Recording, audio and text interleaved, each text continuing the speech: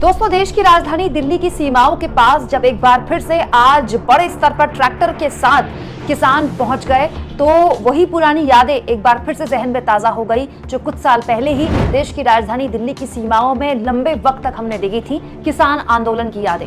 इन तस्वीरों को देखकर लोग कहने लगे कि क्या ये किसान आंदोलन पार्ट 2 है। हालांकि ये सवाल अभी बड़ा है, लेकिन आज दिल्ली से नोएडा और नोएडा से दिल्ली आने वालों के लिए मुश्किल सड़कों में तब पैदा हो गई जब लंबा जाम आज सुबह से लग गया, क्योंकि नोएडा और ग्रेटर नोएडा के किसान बड़े स्तर पर दिल्ली कूच करना चाहते थे, क्योंकि संसद चल रही है और संसद की तरफ अपनी मांगों को लेकर ये किसान कूच करना चाहते थे, लेकिन उससे पहले ही उन्हें नोएडा में रोक दिया गया, यानी कि दिल्ली की सीमाओं में उन्हें रोक दिया गया। ये तस्वीरें वहीं की है दोस्तों, जहां बड़े स्तर पर पुलिस बल तैनात है और किसी भी हाल में पुलिस की जोर आजमाइश, ये कोशिश कि नोएडा से आगे किसान ना बढ़ पाए, क्योंकि पुलिस भी जानती है, सरकार भी जानती है और प्रशासन भी जानता है कि जब किसान अगर आगे बढ़ गए तो फिर स्थितियां बहुत उनके लिए विकट पैदा हो सकती है। दोस्तों, ये जो तस्वीरें हैं ये नोएडा के महामाया फ्लाईओवर के आसपास की आप देख रहे हैं। यहीं पर किसानों को रोक दिया गया है। यहाँ पर ट्रैफिक जाम भी सुबह से अच्छा खासा लगा हुआ है।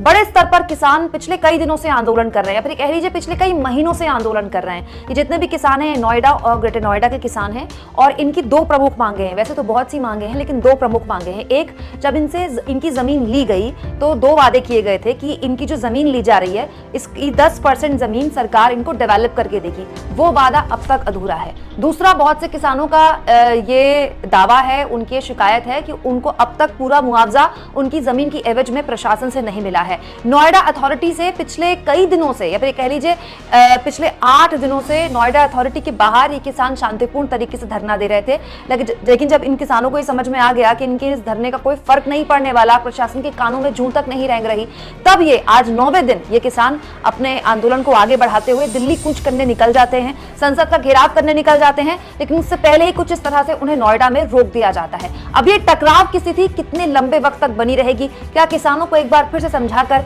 भेज दिया जाएगा? क्योंकि इससे पहले भी कुछ महीनों पहले भी किसानों ने नोएडा अथॉरिटी के खिलाफ आंदोलन किया था, तो भी उनसे वादा किया गया था कि उनकी मांगों पर विचार किया जाएगा। लेकिन अगर मांगों पर विचार किया जाता तो एक बार फिर से किसानों को जमीन पर नहीं उतरना पड़ता। ठीक चुनाव से पहले जिस तरह से नोएडा, ग्रेटर नोएडा या फिर ये कह लें कि पश्चिमी उत्तर प्रदेश के बड़े स्तर पे किसान सरकार से नाखुश हैं, सरकार से नाराज हैं और जमीन पर उतर रहे हैं, सरकार के सामने एक चुनौती पैदा कर रहे हैं, इस पर आप क्या सोचते हैं दोस्तों? कमेंट बॉक्स में जरूर लिखें और जितना हो सके चैनल को शेयर करें, सब्सक्राइब करें और थैंक्स और ज्वाइन, ये 2 ऑप्शन है जिसके जरिए आर्थिक तौर पर आप चैनल के हाथ मजबूत कर सकते हैं।